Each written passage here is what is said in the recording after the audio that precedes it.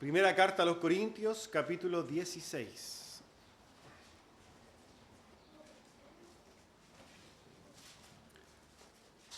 Dice así la palabra del Señor. En cuanto a la ofrenda para los santos, haced vosotros también de la manera que ordené en las iglesias de Galacia. Cada primer día de la semana cada uno de vosotros ponga aparte algo, según haya prosperado, guardándolo para que cuando yo llegue no se recojan ya entonces ofrendas. Y cuando haya llegado, a quienes hubierais designado por carta, a estos enviaré para que lleven vuestro donativo a Jerusalén. Y si fuere propio que yo también vaya, irán conmigo. Toma asiento, amados hermanos. Antes de pasar a la predicación del día de hoy, recordamos nuestras reuniones. Día miércoles tenemos reunión de oración a las 8 de la noche. Están cordialmente invitados. El día viernes tenemos estudio bíblico a las 8 de la noche. También están cordialmente invitados. Bueno, y hoy día, guardando el glorioso día del Señor, entonces desde las 11 de la mañana nos encontraremos acá. Amén. Bueno, el título del sermón del día de hoy es Ofrenda o diezmo. Vamos a hablar de un tema que muy pocas veces hablamos, obviamente porque nosotros practicamos, ¿cierto?, lo que es la predicación expositiva. Hablamos de estos temas justamente cuando el texto nos dice que tenemos que hablar, no antes. Y hoy día justamente vamos a tocar un tema que quizás va a aclarar la forma, ¿no?, de entender estas cosas a muchos que tienen dudas al respecto. Solamente a modo de introducción, ¿no?, y a modo de contextualización, recordamos que la semana pasada nosotros terminamos de ver el capítulo 15 de la primera carta a los Corintios. La primera carta a los Corintios, su capítulo 15, extensamente lo vimos hablando, ¿cierto?, en particular como centro de toda la predicación, la resurrección de los muertos, la consiguiente resurrección de Cristo, la esperanza de la vida eterna, etc. ¿Ya? Ahora bien, vemos entonces un cambio radical de tema. Un cambio totalmente claro, ¿no?, de tema, desde hablar de la resurrección de los muertos a ir a hablar entonces de otro tema que es básicamente lo que vamos hoy día a ver, ¿no?, por medio de este fragmento de la Escritura pequeño, pero que nos da mucho para poder analizar. Así que, dicho eso, vamos al texto y vemos lo que dice el versículo 1. Dice el apóstol Pablo, en cuanto a la ofrenda para los santos, haced vosotros también de la manera que ordené en las iglesias de Galacia. Como ya mencionamos, amados hermanos, el apóstol Pablo ha cambiado de tema de una manera totalmente radical, ¿cierto?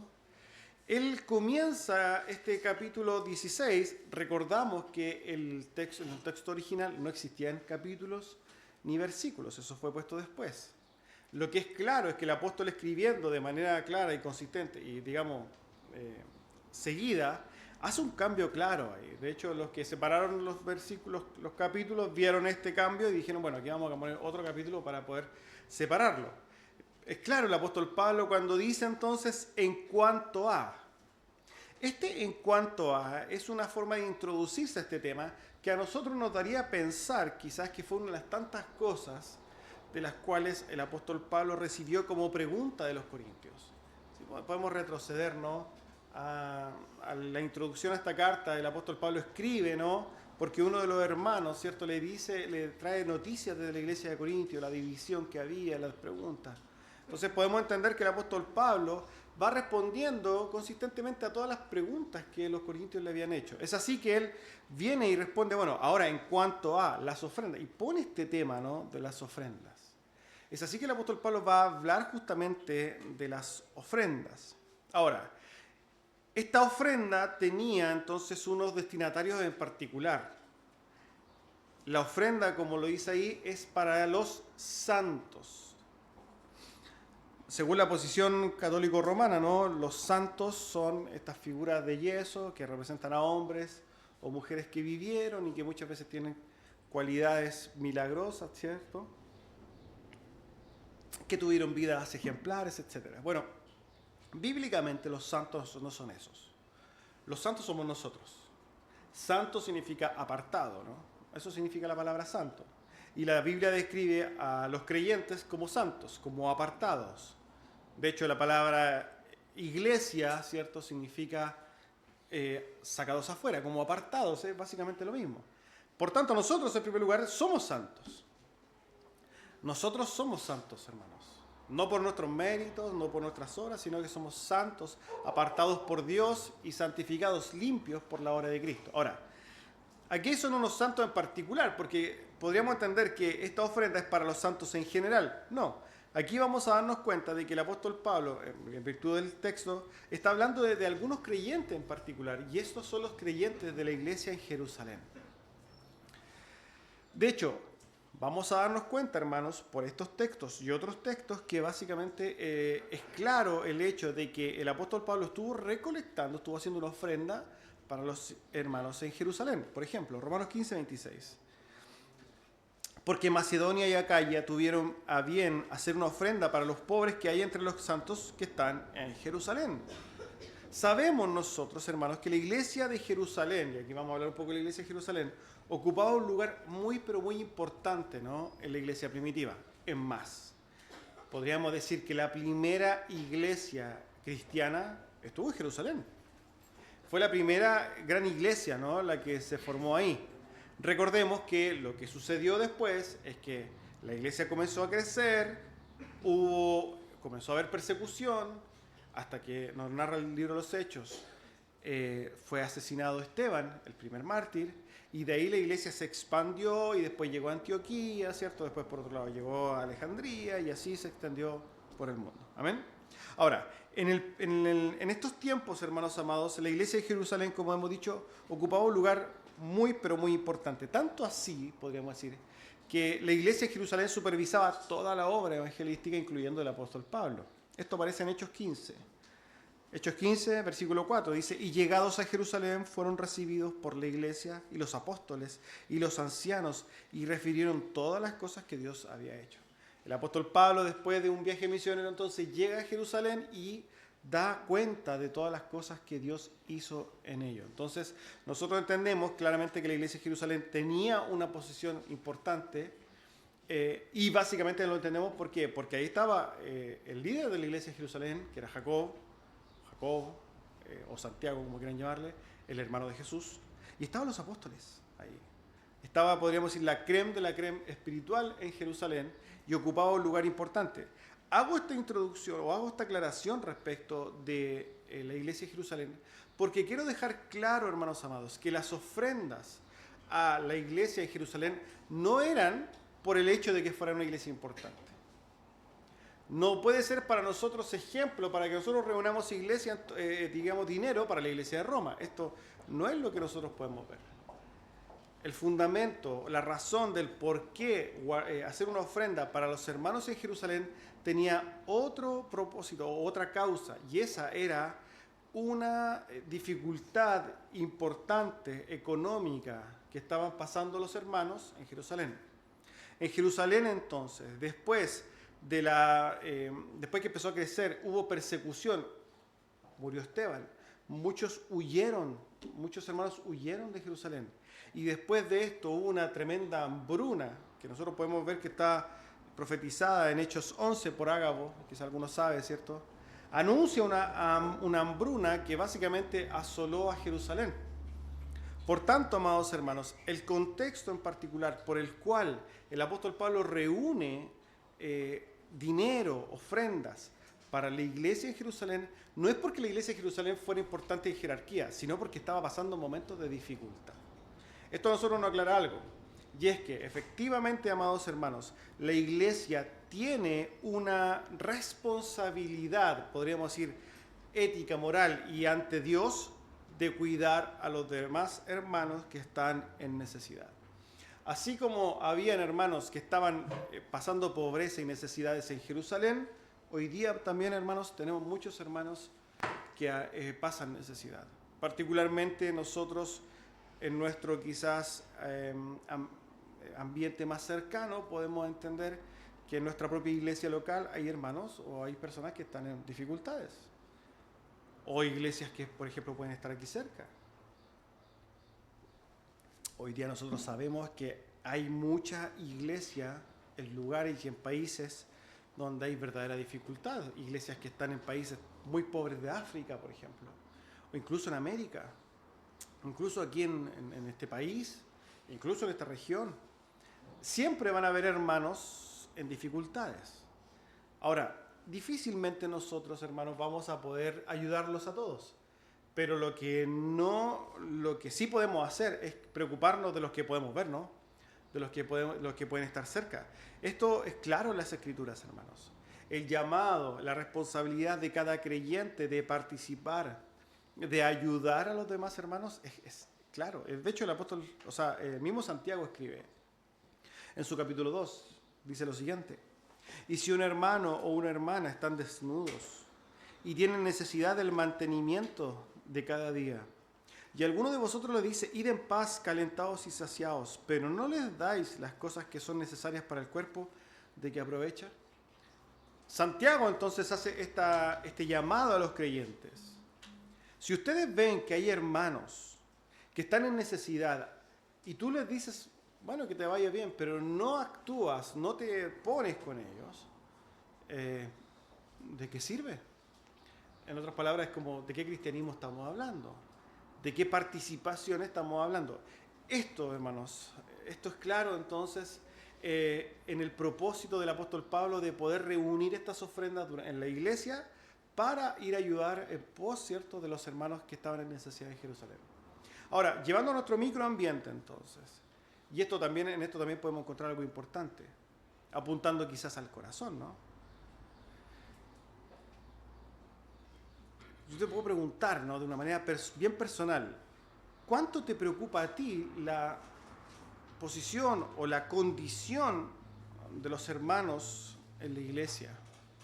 ¿Hay una verdadera preocupación de cómo están mis hermanos? Esto es una pregunta que cada uno de nosotros debe hacerse. Más aún hoy día, en este tiempo, donde lo que nosotros vemos que abunda en la iglesia contemporánea, que abunda en los que profesan la fe, es una, entre comillas, participación en la iglesia, pero totalmente despojados de la necesidad de los demás. O sea, se vive un cristianismo totalmente egocéntrico, no centrado en mí mismo, en cómo estoy yo, si es que el pastor me va a hablar o me va a llamar, o si es que se preocupa por mí, si es que a mí me hablaron, si es que a mí me saludaron, si es que a mí me están haciendo caras bonitas, etc. Pero no hay un entendimiento de esto pensando en que es todo lo contrario. Lo que le debe preocupar a un creyente no es si es que a mí me saludan, o si es que a mí se preocupan de mí, o si es que están preocupados de mi necesidad. Lo que a cada creyente le debería preguntar es que yo estoy saludando a los demás, si es que yo estoy preocupado de las necesidades de los demás, si yo estoy atendiendo a los demás. Hay un error impresionante, ¿no?, en la forma de enfrentar la fe. ¿Cuál es la condición general entonces de los profesantes de la fe? Todos pensando en lo que a mí me dan, pero ¿qué es lo que describe la Biblia de un verdadero creyente? El creyente se preocupa de los demás. Por tanto, hoy día hablar de esto es importante, hermanos, es sumamente importante. ¿Por qué? Porque donde está tu tesoro, ¿cierto?, está tu corazón. Muchas veces nuestro tesoro está en nosotros mismos, siendo que desde la perspectiva bíblica nosotros deberíamos estar muy pendientes de las necesidades de los demás. Deberíamos nosotros participar, no solamente, hermanos, de una manera quizás general. No, yo voy a la iglesia. No, hermano, estamos hablando de verdadera participación de la iglesia. Preocuparme de mis hermanos de la iglesia. ¿Cuál es la realidad de mis hermanos en general? ¿Hay alguno que esté pasando necesidad? ¿Puedo ayudar a alguno? También esto se hace, hermanos, por medio de las ofrendas, justamente. Yo realmente ofrendo entendiendo que lo que yo doy de mi dinero va en pos de la obra del Señor, del crecimiento de la obra de Cristo. Hermanos, las iglesias o la iglesia en general es por excelencia la obra de Dios. La iglesia, hermanos, tiene muchas funciones, ¿no? Pero también dentro de ellas es ayudar a nuestros hermanos que están en necesidad. Pregúntese esto, hermanos. ¿Cómo ayudamos a un hermano que está, no sé, pasando por una enfermedad, está sin trabajo, no tiene dónde vivir? ¿Cómo lo ayudamos como iglesia? ¿De dónde salen los recursos? ¿Usted piensa que nosotros la función es orar a Dios y decir que aparezca plata de la nada y ahí básicamente vamos a ir en pos de la ayuda? Dios no estableció las cosas así. Dios, ¿a quién le dio esa responsabilidad? A la iglesia.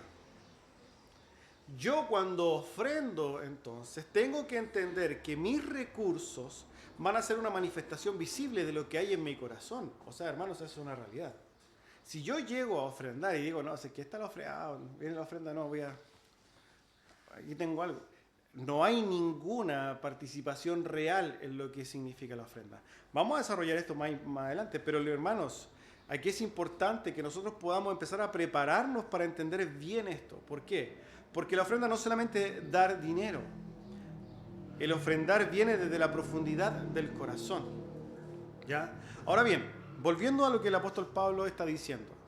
El apóstol Pablo entonces está dándonos a entender que la iglesia es responsable y la iglesia se le da el privilegio de poder participar para ayudar a los hermanos que están en dificultades. Y establece, por tanto, una forma de reunir dineros.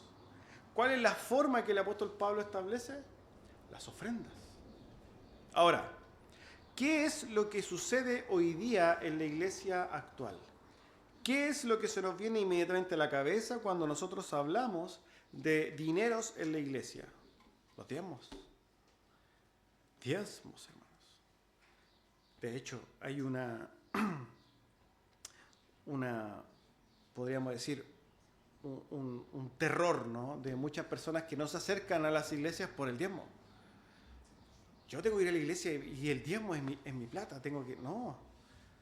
Vemos como pastores se hacen ricos con los diezmos, hay un uso impresionante de los diezmos, pero lo que nosotros tenemos que preocupar primero, ¿qué es el diezmo, hermanos? ¿Qué es el diezmo? Bueno, el diezmo habla de la décima parte, ¿no? Diezmo es la décima parte. En otras palabras, las iglesias en general enseñan que hay que diezmar, que hay que dar el 10% de nuestros recursos. Esto es lo que las iglesias enseñan, ¿no? Ahora, lo que nosotros tenemos que plantear, igual el esfuerzo que voy a hacer hoy día, es tratar de enseñar el tema del diezmo desde una perspectiva bíblica y entender si es que esto está vigente o no está vigente. Por tanto, la primera pregunta es, ¿están los diezmos vigentes hoy día? ¿Las iglesias tienen que pedir diezmos hoy día? Para comenzar, voy a decir que no. Una iglesia cristiana hoy día no puede y no debe pedir diezmos bajo ningún punto de vista. Los diezmos no están vigentes hoy día. Cualquier iglesia o cualquier pastor que pida diezmos está actuando en contra Biblia, podríamos decir. Ahora, voy a hacer un esfuerzo, como les dije, de plantear esto de la manera más simple posible, explicarlo de la manera más simple posible para que se entienda, ¿no? Y que podamos nosotros tener una perspectiva correcta de esto. Ahora bien, el diezmo, hermanos amados, es o fue, podríamos decir, una manera de tributar en la nación de Israel. Era un tributo, una especie de IVA. Nosotros hoy día en este país pagamos un 19% de IVA, ¿no? Cuando usted va a comprar un kilo de pan, paga, no sé, 2.000 pesos. Pero el kilo de pan no vale eso. La verdad, usted no está pagando 2.000 pesos por un kilo de pan. Usted está pagando aproximadamente 1.600 y fracción. El resto es para el gobierno, ¿no? Eso es un impuesto. Se llama impuesto porque se lo impone, porque usted nadie le pregunta, ¿no? Oye, ¿puedo o no pagar el impuesto? No, usted se le impone, es un tributo, es un impuesto. Bueno, en la administración de la nación de Israel, que era en una instancia, ¿cierto?, una teocracia, Dios instituyó un tributo, una forma de que la nación, podríamos decir, funcionara también por medio de un tributo. Esto era a través de un diezmo. Por lo demás, como dato frico o dato adicional, el diezmo no era solamente el 10%, ¿por qué? Porque habían diferentes formas de diezmar, al final se pagaba cerca del 20 y tantos por ciento. ¿Ya? Ahora bien, el diezmo, entonces, era para la nación de Israel. La nación de Israel tenía que diezmar de todas las cosas que ellos tenían. Nosotros podemos entender que particularmente ellos lo que hacían era trabajar la tierra, ¿cierto? Animales quizás, algún emprendimiento X, pero en general nosotros lo que vemos en los llamados a los diezmos es den del fruto de lo que ustedes reciban. Levítico 27:30, por ejemplo. Así pues, todo el diezmo de la tierra, de la semilla de la tierra o del fruto del árbol, es del Señor y es cosa consagrada al Señor. Los israelitas tenían que llevar entonces en especies sus diezmos, salvo situaciones particulares donde un israelita vivía muy lejos, transformaba ese bien en dinero y lo podía llevar. No es lo mismo, hermano, transportar, no habían camiones ni camiones con rampla y cosas así, no, tenían que venderlo por allá y traer los dineros. Pero en sí era traer lo que nosotros recibíamos, el 10% para que la nación funcionara. ¿Qué se hacía con ese 10%? Bueno, los que conocen algo de historia de la Biblia saben que en Israel habían 12 tribus, pero había una que no tenía posesión de tierra, no podía trabajar la tierra, no podía tener negocios, no podía hacer absolutamente nada para poder subsistir. La tribu de Leví. ¿Qué hacía la tribu de Leví? La tribu de Leví solamente estaba encargada, o lo único que podía hacer era servir en el templo. En otras palabras, eran como los políticos de hoy día. No podían tener ciertos negocios. ¿Por qué? Porque tenían que servir al pueblo mediante su trabajo en el templo y para la obra de Dios. Entonces, los 10% que recibían eran para ellos. Ellos a su vez tenían que dar un 10% y dejarlo en el templo guardado, pero ellos vivían con ese 10%. En otras palabras, si alguien cosechaba, tenía choclo, voy a poner un ejemplo bien claro, tenía 10 toneladas de choclo y llegaba entonces, tengo que llevar 1 tonelada de choclo al templo, no dejaban esa tonelada de choclo en el templo. ¿Para quién eran? Para los levitas. Los levitas recibían eso. Número 18-26. También hablarás a los levitas y le dirás, cuando recibas de los hijos de Israel los diezmos, que de ellos os he dado para vuestra heredad, ofreceréis de ello una ofrenda al Señor, el diezmo de los diezmos. En otras palabras, los israelitas tomaban todo el fruto de la nación de Israel, diezmaban, dejaban algo en el templo, pero el resto era para ellos. También con estos diezmos entonces tenían otras finalidades, ayudar a la viuda, al huérfano, al extranjero, a cualquier persona que tuviera necesidad. Esta era la función del diezmo. Ahora, ¿dónde se presentaban estos diezmos? En el templo. Hermanos amados, hay 3 elementos importantes que estaban presentes en el diezmo. En primer lugar, entonces, la nación de Israel,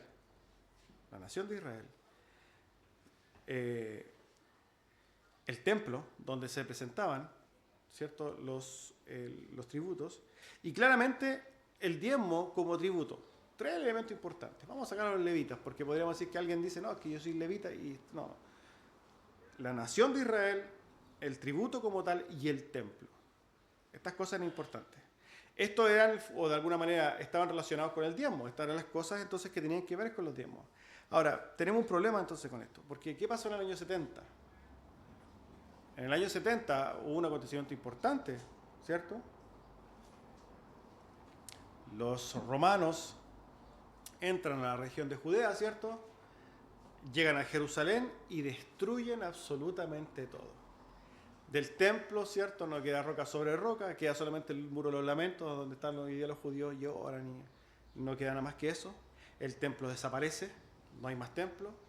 ¿Qué pasa con la nación de Israel? Desaparece. No hay nación de Israel. Y por tanto, hermanos, si no hay nación y no hay templo, tampoco hay tributo.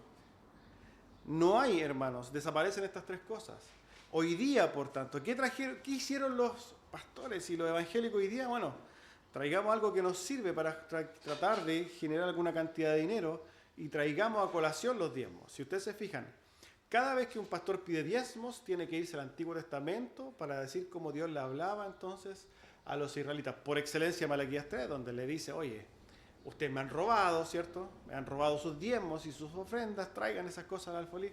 Hermanos, esto era para la nación de Israel, no es para la iglesia. Es tanto así, amados hermanos, que cuando nosotros vamos a ver el Nuevo Testamento, encontramos solamente una referencia al diezmo, ojo con esto, una referencia al diezmo, no hay más referencias al diezmo, no aparece diezmo en ninguna otra parte, nada más que en una situación donde Jesús acusa a los fariseos y les dice, ustedes diezman hasta el eneldo, ¿cierto? Hasta la planta más pequeña, la diezman, y le dice, bien hacen, bien que te diezmo. Pero ¿dónde estaban en ese momento? Estaban en el templo. ¿Existía la nación de Israel? Sí, existía la nación de Israel. No era el año 70, era el año 30 más o menos. Y obviamente estaban ahí los hombres trabajando, los levitas en el templo, sí estaban ahí. Pero eso ya nunca más tuvo. ¿Qué es lo que encontramos entonces nosotros? Que las Escrituras, Dios dejó claro en el Nuevo Testamento la forma en que la iglesia debe sostenerse. Y no es por diezmos. Así que toda persona que pueda oír esto y que vaya a una iglesia donde le pidan los diezmos, sepa que está en un lugar que está practicando una economía, una forma de solventarse antibíblica al respecto. No es así. No es así. La iglesia se debe sostener por ofrenda. Ofrendas, hermanos. Lamentablemente, ¿qué pasa con las iglesias que enseñan esto de manera bíblica? Que nosotros entendemos, y aquí hay una especie de subcultura, o básicamente la herencia de la cultura donde se entiende que el diezmo es la gran cantidad de dinero y la ofrenda es los 1,000 pesos o lo que me sobre aquí. Eso está mal, eso está incorrecto. Porque la ofrenda, hermanos, ¿qué es una ofrenda? Tenemos que preguntarnos entonces, ¿qué es una ofrenda? Bueno, hay una definición simple. La ofrenda es una entrega, en este caso a Dios, desde el corazón. No a modo de imposición como el diezmo, porque el diezmo era una imposición, era un mandato, ¿cierto? Era un mandamiento. No, la ofrenda no es dada a modo de imposición, sino que es una entrega voluntaria a Dios. El diezmo es una entrega voluntaria a Dios, no a modo de canje tampoco. ¿Por qué? Porque como esta ley, este diezmo pertenecía a la ley de Dios, que estaba enmarcada en una ley de dame y yo te daré, haz y yo te bendeciré, el diezmo ocupaba un lugar donde le decía diezmen y yo los bendeciré. Eso era para el Antiguo Testamento, para los israelitas. Ahora la ofrenda no es así. Nunca encontramos ofrenda y yo te bendeciré. La ofrenda, por tanto, no es un canje. No es que si yo ofrendo a Dios, Dios me va a bendecir.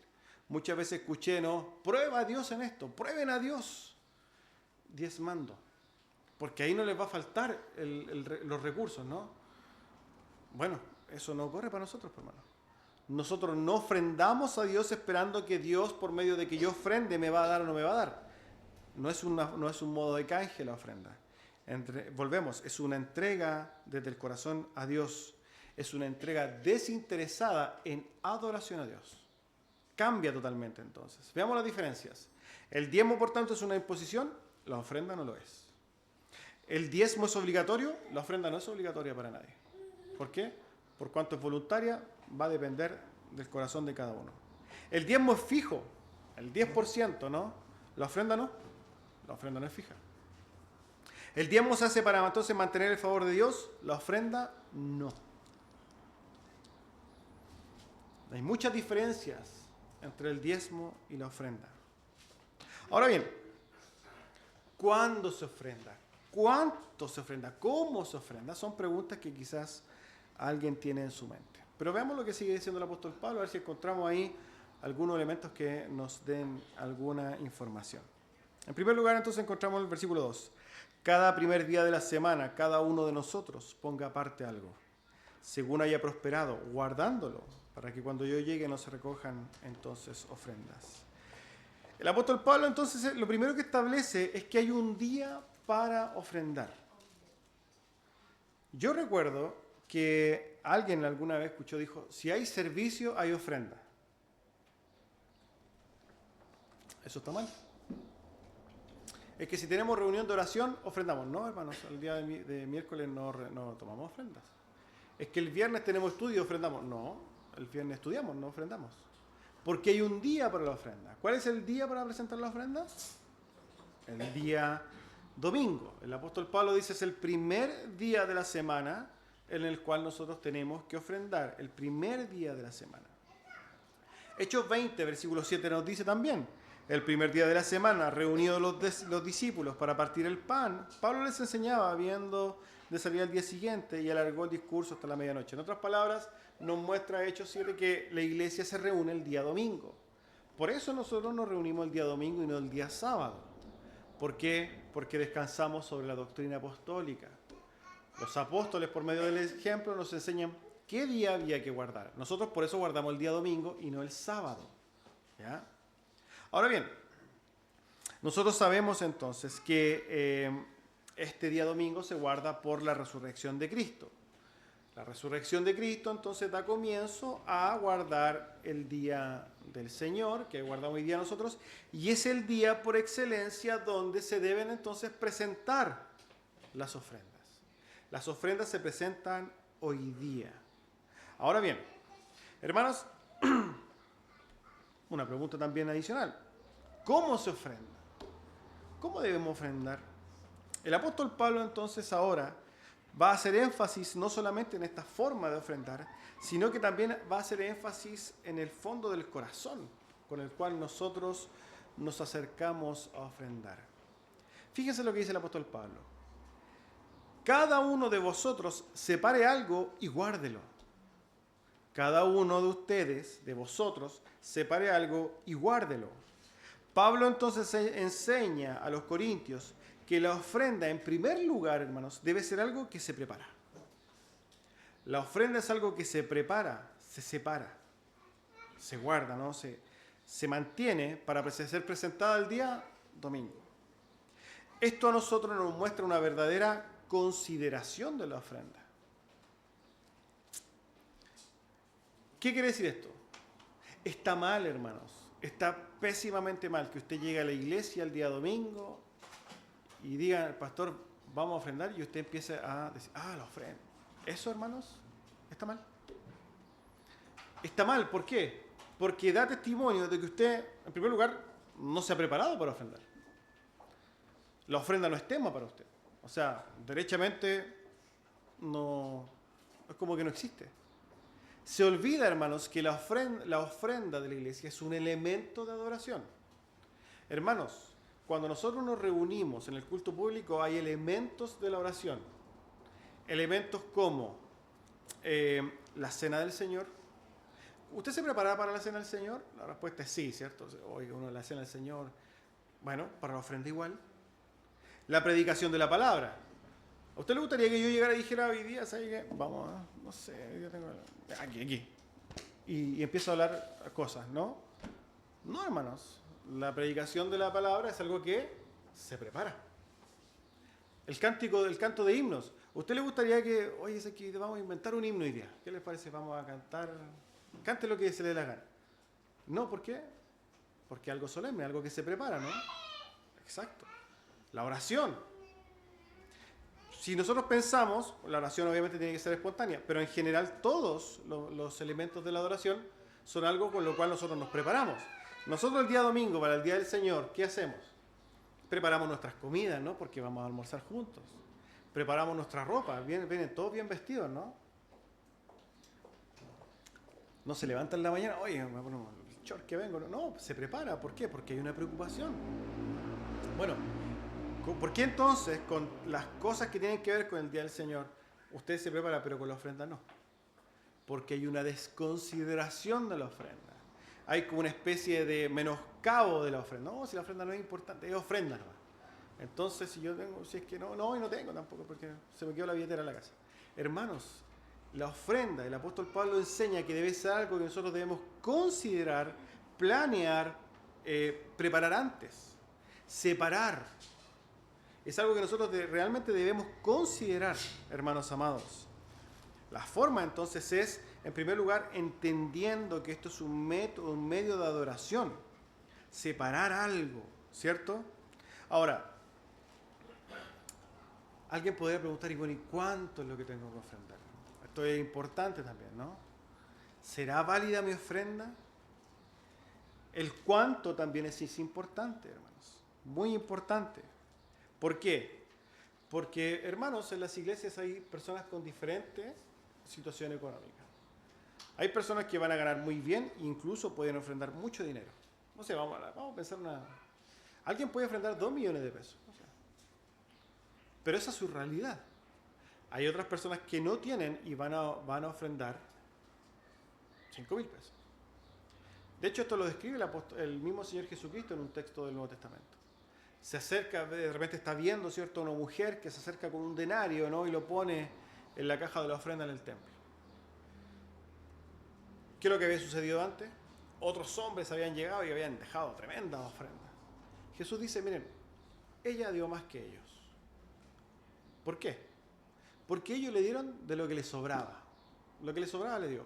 Pero esa mujer, que era pobre, era viuda, tenía una realidad terrible, dio todo lo que tenía. Siendo que monetariamente era nada al lado de lo que otros daban, lo que ella dio era más ante los ojos de Dios. ¿Por qué? Porque ella no tenía nada. Entonces, en primer lugar, nosotros no vamos a hablar de cantidad de dinero, porque eso va a ir en relación a mi corazón y a mi entendimiento. Cada uno conoce su propia realidad. Hermanos, ni siquiera los miembros de la iglesia estamos rindiéndole cuenta. Oye, ¿cuánto gana usted? No. Eso no se hace. La ofrenda, recordemos, hermanos, que es algo voluntario del corazón para Dios. Cada uno, el mismo apóstol Pablo pone la referencia de cómo debe ofrendar o cuánto debe ofrendar. Y él dice, según Dios lo haya prosperado. En otras palabras, cada uno sabe cómo Dios lo ha prosperado, ¿no? Cada uno sabe y debe entender en primer lugar que la provisión que tiene es de Dios. O sea, alguien puede tener una capacidad intelectual o la capacidad de hacer dinero muy fácil. Pero incluso esa misma capacidad es dada por Dios. Si no, pregúntenle a Nabucodonosor, ¿cierto? Hasta la capacidad más mínima de poder hacer dinero es dada por Dios. Dios es el dador final de toda la provisión que nosotros tenemos. Ya sea mi sueldo, el dinero que me llegue, todo para mí, todas esas cosas son dadas por Dios. Bueno, en virtud de lo que Dios le haya dado a usted, usted entonces separe en conformidad a su corazón entonces y a su entendimiento la ofrenda. Cada uno puede ver su propia realidad. Ahora bien, hay una entonces realidad totalmente distinta entre el diezmo y la ofrenda. ¿Por qué? Porque el diezmo, como hemos visto, muchas veces se pone a modo de miedo, ¿no? Diezme, porque si no el Señor le va a quitar la provisión. No.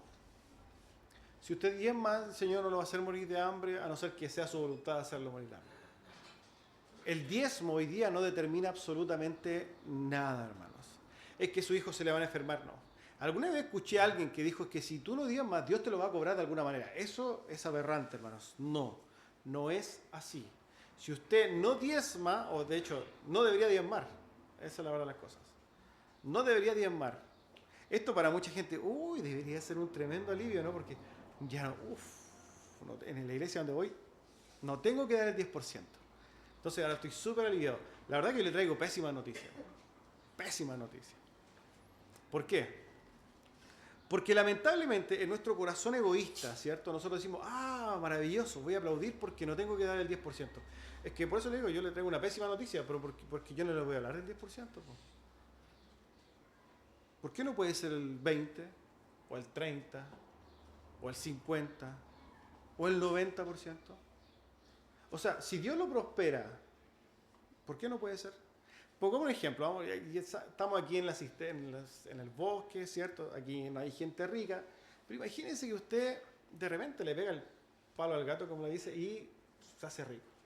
Y empieza a ganar 50 millones de pesos al mes. Es harta plata. La pregunta, ¿un cristiano de verdad necesita vivir con 50 millones de pesos al mes? No necesita 50 millones. Entonces ese cristiano podría decir, bueno, sé que yo voy a vivir, igual tengo otra vida, voy a vivir con 20 millones de pesos al mes. Y voy a dar esos 30 millones de pesos al mes. ¿Estaría bien o estaría mal? Estaría perfecto. Y eso es mucho más del 10%. ¿Cierto? Ahora, ¿cuál es el ejemplo que nosotros tenemos en la Biblia? ¿Tenemos ejemplo de gente ofrendando? La respuesta es sí. La respuesta es sí, hermanos. 2 Corintios, en su capítulo 8, versículo 1 al 5, encontramos lo siguiente. Y escuche con atención. Escuche con atención. Asimismo, hermanos, el apóstol Pablo escribiendo, asimismo, hermanos, os hacemos saber la gracia de Dios que se ha dado a las iglesias de Macedonia. Las iglesias de Macedonia. Que en grande prueba de tribulación, imagínense, las iglesias de Macedonia eran iglesias pobres. Esa es la verdad de las cosas. Que estaban por lo demás en grande tribulación, como dice el apóstol Pablo. Dice, la abundancia de su gozo y su profunda pobreza abundaron en riquezas de su generosidad. Pues doy testimonio de que con agrado han dado conforme a sus fuerzas y aún más allá de sus fuerzas, pidiéndonos con mucho ruego que les concediésemos el privilegio de participar en este servicio para los santos. Y no como lo esperábamos, sino que asimismo se dieron primeramente al Señor y luego a nosotros para la voluntad de Dios. Los hermanos de Macedonia, hermanos, eran hermanos en iglesias, en un lugar de, creo que está eso en Asia Menor, casi entre Asia Menor y Europa. El punto es que eran muy pobres. Muy pobres. Pero ¿qué dice el apóstol Pablo? Ellos le rogaron al apóstol Pablo que por favor los dejara participar de la ofrenda. Y se dieron a sí mismos, en otras palabras, ellos como personas se entregaron a sí mismos, ¿cierto? Y dieron de sus recursos más allá de sus fuerzas. ¿Qué significará más allá de sus fuerzas? 1,000 pesos el domingo. 2,000 pesos el domingo. No, hermanos. Hermanos pobres dieron más allá de sus fuerzas. Quizás, como lo dio la mujer, ¿cierto? Que dio el denario.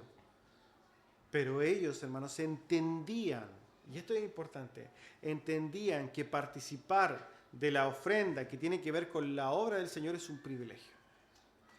Esto es una forma diferente de entender la ofrenda.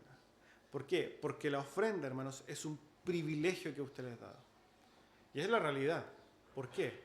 Porque nosotros entendemos y estamos aquí porque creemos de verdad que la vida espiritual existe. De que estamos viviendo de cara a Dios. Creemos, hermanos, que esto es lo verdaderamente importante, no el mundo y las cosas pasajeras, sino que lo eterno. Nosotros también reconocemos que no estamos aquí por méritos propios, sino que porque básicamente hemos sido rescatados.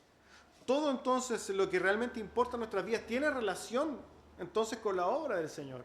Y por tanto poder ser partícipe de ello y también ser un aporte es un tremendo privilegio. Los macedonios lo entendían, la iglesia contemporánea no. Los macedonios realmente entendían qué es ofrendar. Por tanto, hermanos, hablar de 10% o de porcentajes es absurdo. Tenemos que apuntar al corazón. Encontramos otro relato de la iglesia primitiva. Hechos 2.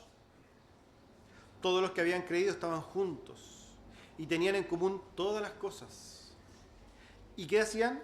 Vendían sus propiedades y sus bienes y los repartían a todos según la necesidad de cada uno. Y perseverando unánimes cada día en el templo y partiendo el pan en las casas, comían juntos con alegría y sencillez de corazón, alabando a Dios y teniendo favor con todo el pueblo. Y el Señor añadía cada día a la iglesia a los que habían de ser salvos. ¿Qué sucedía en la iglesia primitiva? O sea, los hermanos tenían propiedades y las vendían ¿para qué? Para la necesidad de los santos. ¿Usted se imagina a alguien hoy día cristiano vendiendo una propiedad para darle a la iglesia? Difícil, hermano. A no ser que a modo de coerción le diga o de engaño, da tu casa para que Dios te dé 5 casas más, que eso sucede en alguna iglesia. Gente que da sus cosas, pero no porque realmente esté preocupado por los santos, sino porque es ambiciosa. De hecho, cuando usted ve esta mega iglesia donde se dan estas cosas, la gente está ahí básicamente pagando su propia ambición, ¿cierto? Que los billetes hablan y esas cosas, hermano. No. Es que dame, cree las promesas de Dios, ¿cierto? Dame y yo te... Es falso. No, hermanos. Si vamos a dar lo que sea que demos, démoslo con entendimiento, con gratitud a Dios, no esperando nada a cambio. Hermanos, yo le digo una cosa. Si usted vende una casa, vende una propiedad, vende un auto y dona ese dinero a la iglesia, no espere que Dios le dé otro auto. No va a ser así. Y tampoco le va a dar 2 casas. Y tampoco nunca va a escuchar de acá que Dios le va a decir es que confía en las promesas. Eso es basura, hermano. No. Aquí estamos hablando del corazón real. Yo, si es que para mí realmente importa la obra de Dios, si esto es algo importante, yo voy a esforzarme en dar lo que pueda dar por la iglesia. Y no solamente dinero, hermanos. Porque como hacían los macedonios, no solamente basta con dar, se daban a sí mismos. El amor por la iglesia de Dios no se manifiesta solamente en plata. Eso sería muy, pero muy materialista, hermano. Y si usted piensa que porque hoy día, no, es que yo sé que, y se va a jactar, porque yo he escuchado a personas, no, es que yo diezmo, o sea, es que yo voy a dar el 20%. Si usted da el 50% y da pura plata, bueno, puede que esa plata sea lo más cochina que hay si es que usted no se da a sí mismo. Dese usted. Ay, pero ¿y cómo me doy a usted, pastor? ¿Cómo me doy a la iglesia? Sirva a la iglesia, ame a la iglesia, preocúpese de sus hermanos, congréguese fielmente, llame a los hermanos y pregúntele cómo está, puedo ayudar en algo, vaya y acompañe. Hermanos, hay muchas formas de servir a la iglesia y de darse a sí mismo a la iglesia. O sea, es todo. Yo cuando me doy a la iglesia me doy todo, entonces. Me preocupo por mi hermano y también doy mis recursos. Eso es participar. Así que piense bien, hermanos, cómo está su corazón en relación a la iglesia de Cristo.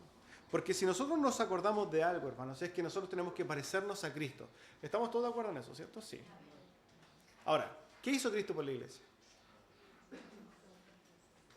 Le llenó los bolsillos, como dicen algunos apóstatas, algunos derechamente que hablan doctrinas de demonios. Jesús se hizo pobre para que nosotros fuéramos ricos. No, hermanos.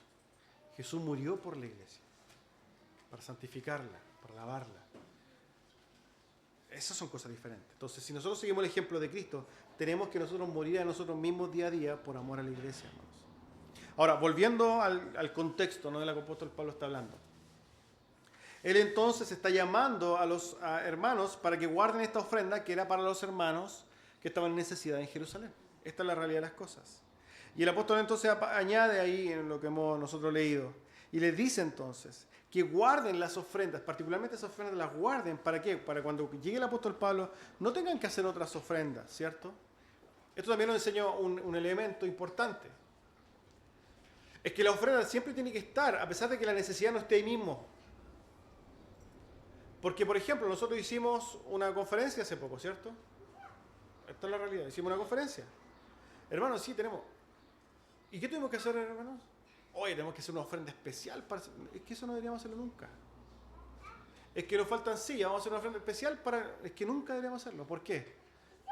Porque cuando nosotros tengamos que hacer cosas, los recursos deberían estar en la iglesia. Y eso van a estar cuando los hermanos, cuando la iglesia ofrende como corresponde, los recursos están ¿para qué? Para que no tengamos que estar pidiendo. El apóstol Pablo le está diciendo lo mismo. Hermanos, ofrenden, háganlo ahora. ¿Para qué? Para que cuando yo no vaya no tenga que recoger ofrenda. Esa es la verdad de las cosas, guarden eso. La iglesia tiene que administrarse, hermanos. Si aquí esta luz ¿usted cree que se paga milagrosamente? ¿Dios borra la cuenta de la luz? No, hermanos. Se paga con recursos económicos.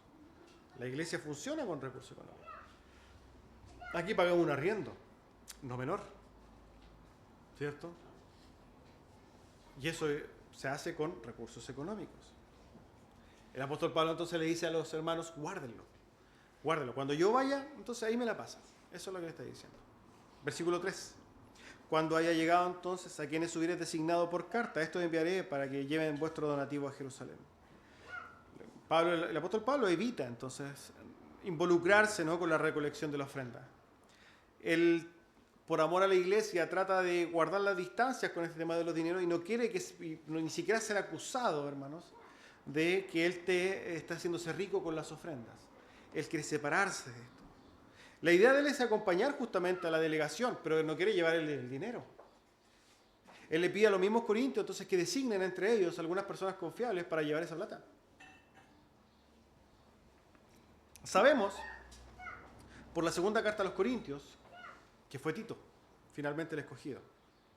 2 Corintios 8, 16 al 21. Dice, pero gracias a Dios que puso en el corazón de Tito la misma solicitud por vosotros. Pues a la verdad recibió la exhortación, pero estando también muy solícito por su propia voluntad, partió para ir a vosotros. Y enviamos juntamente con él al hermano cuya alabanza en el Evangelio se oye por todas las iglesias. Y no solo esto, sino que también fue designado por las iglesias como compañero de nuestra peregrinación para llevar este donativo, que es administrado para nosotros, para la gloria del Señor mismo y para demostración para demostrar vuestra buena voluntad. En otras palabras, Tito acompañó a un hombre que aquí está velado, no se dice quién es, un hombre que tenía también una muy buena reputación para los corintios. Y finalmente fue esta delegación, ¿no?, y entregó este donativo a la iglesia de Jerusalén. Termina el versículo 4 y dice, y si fuere propio que yo también vaya, irán conmigo. El apóstol Pablo aquí, cuando escribe la primera carta, revela que él ni siquiera sabía si iba a poder ir, ¿no? Ni siquiera sabía si iba a poder ir a entregar esto. Pero él estaba preocupado entonces de que esto realmente se entregara a la iglesia de Jerusalén. Finalmente sabemos por la misma segunda carta a los Corintios que el apóstol Pablo fue también en esta delegación. ¿Qué hizo la iglesia entonces? ¿Qué hizo la iglesia primitiva? Juntó los recursos de diferentes iglesias y llevaron este aporte, este apoyo a la iglesia de Jerusalén. Para nosotros un tremendo ejemplo. Para nosotros también nos sirve este texto para entender mejor el tema de los diezmos y las ofrendas. Hermanos amados, oremos al Señor. Y yo le pido que usted también medite en su propio corazón cómo usted se está relacionando, apuntando realmente al corazón, más que a la plata misma. Cómo usted se involucra entonces en la iglesia de Cristo. ¿Cuánto le importa a usted la iglesia de Cristo? ¿Cuánto se da a sí mismo y cuánto da de sí mismo para la iglesia de Cristo? Esto es algo que nosotros tenemos que meditarnos. Vamos a orar para terminar.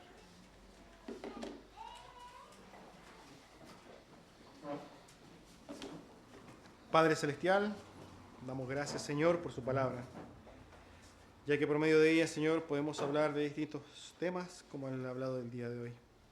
Ayúdenos a entender, Señor, desde la profundidad de nuestro corazón, nuestra relación con su iglesia, y cómo nosotros somos partícipes, cómo entendemos, Señor, la administración de su ofrenda, Señor, y de cómo nosotros nos damos para su gloria. Ayúdenos, ayude a cada uno de mis hermanos en sus corazones, Señor, para que cada día se pueda andar más en todo sentido. Gracias le damos a usted por su palabra. En el nombre de Jesús. Amén.